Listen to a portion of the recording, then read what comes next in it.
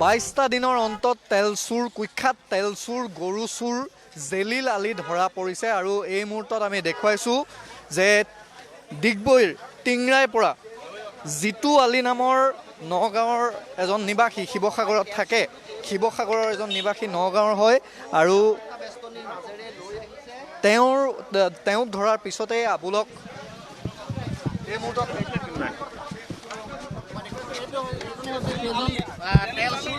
আব্দুল জলিল আহমেদ আৰু আব্দুল জলিল আহমেদক বৰ্তমান আৰক্ষীয়ে ধৰি ক'ত আছিলে ইমান ক'ত আছা তুমি ক'ত ঘূৰি আছিলা আৰু তোমাৰ দাদা নে ভাইটি ক'ত আছে আব্দুল আহমেদ ক'ত আছে এই মুহূৰ্তত জেলিল আলি আমি দেখুৱাইছোঁ জেলিল আলি পলাই আছিল বহুদিন ধৰি এই মুহূৰ্তত জেলিল আলি জয়সাগৰ আৰক্ষী চকীত আহি উপস্থিত হৈছেহি তেলচুৰ গৰু চুৰিৰ লগত জড়িত জেলিল আলি আৰু জেলিল আলিক এই মুহূৰ্তত জয়সাগৰ আৰক্ষী চকীত আনি ৰখা হৈছে আৰু তিনিচুকীয়া জিলাই টিংৰাইৰ পৰা তেওঁক আটক কৰা হৈছে আৰু শিৱসাগৰত অস্থায়ীভাৱে থকা জিতু আলি নামৰ নগাঁৱৰ এক নিবাসী আমি ধৰিব পাৰিলোঁ জেলিল আহমেদক আৰু আমি বহুত কষ্টৰ মূৰত আমি এইখিনি ছাকচেছ হৈছোঁ এই কেছটোৰ সংক্ৰান্তত এইটো টিংৰাই বুলি কয় ৰাইদাং গাঁও টিংৰাইত আমি ধৰা গৈছে এইটো তিনিচুকীয়াৰ মোবাইল 4-5টামান আছে মই সঠিক নকওঁ এতিয়া আমাৰ ইনভেষ্টিগেশ্যন ওলাব আৰু গাড়ীখন আছে ভেনু গাড়ীখন তেওঁৰ সেইখনো চিজ কৰা হ'ল তেওঁৰ লগত জিতু লালিক ধৰা হৈছে তেওঁ তাৰ লগত জড়িত আছিলে আৰু তেওঁ একেলগে পোৱা গৈছে দুইজনক একেলগে পোৱা গৈছে দুইজনে পলায়ত হৈ আছিলে আৰু কি জব্দ কৰা হৈছে গাড়ীখন আৰু মোবাইল কেইটামান জড়িত হৈছে ভেনু ফোন নাই ভেনু আবুল এতিয়াও পলাতক হয় আবুল এতিয়াও পলাতক হয় তাকো জলদি আমি ধৰিবলৈ চেষ্টা কৰিছোঁ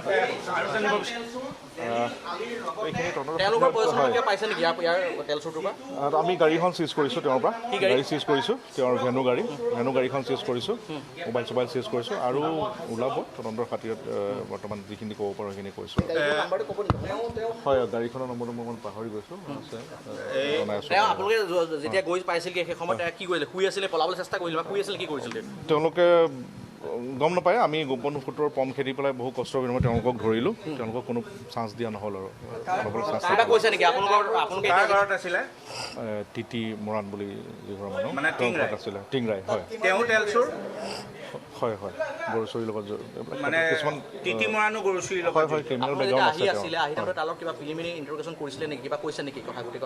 নাই এইখিনি পৰ্যায়ক্ৰমে আমাৰ উদাহৰণ প্ৰতিক্ৰিয়া আপোনালোকক জনাব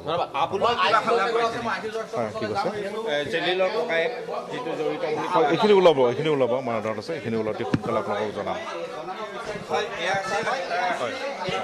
কিমান দিন ধৰি আছিল ডিগবৈ য'ৰ পৰা আপোনালোকে আটক কৰিছে তাত কিমান দিন ধৰি তেওঁলোকে বহুত ধৰণৰ তাৰমানে লোকেশ্যনবিলাক চেঞ্জ কৰি আছিলে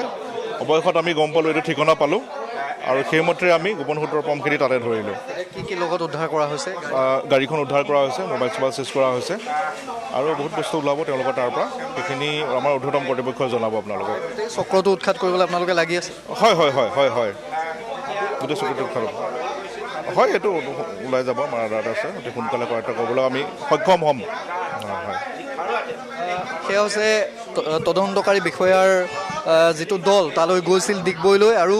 এটা গৰু চোৰৰ ঘৰতেই তাত যিহেতু আটক কৰা হৈছে এজন জেলিল আলি আৰু জেলিল আলিৰ লগত জিতু আলি নামৰ যিজন ব্যক্তি সেই ব্যক্তিজন অৰ্থাৎ সেয়াও এটা গৰু চোৰ সেই গৰু চোৰটোকো আগদিনা গ্ৰেপ্তাৰ কৰিছিল আটক কৰিছিল শিৱসাগৰ জয়সাগৰ আৰক্ষী চকীৰ ফালৰ পৰা আৰু তাৰ পিছতেই সেই জিতু আলিৰ লগতেই পম খেদি তিনিচুকীয়াৰ টিংৰাইত গৈ জেলিল আলিক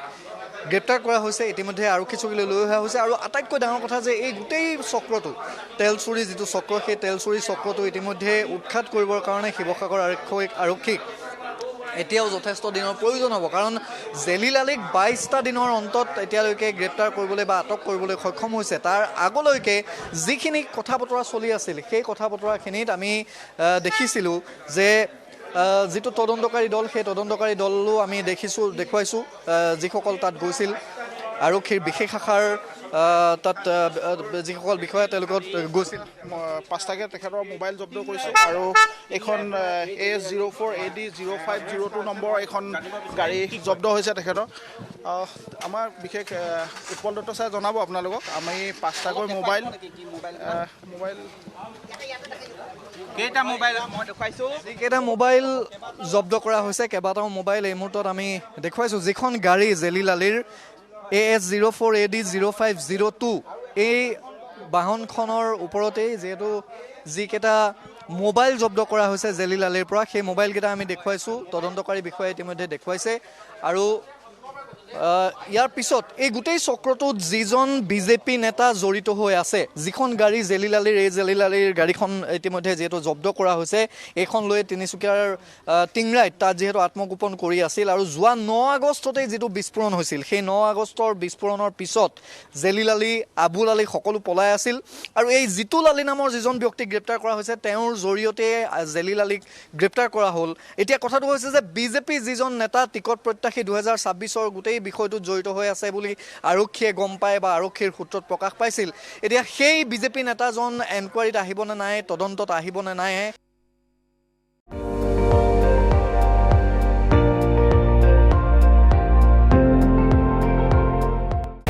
আপুনি চাই আছে ND24 সৰ্বশ্ৰেষ্ঠ নহয় সৰ্বোত্তমৰ দৌৰ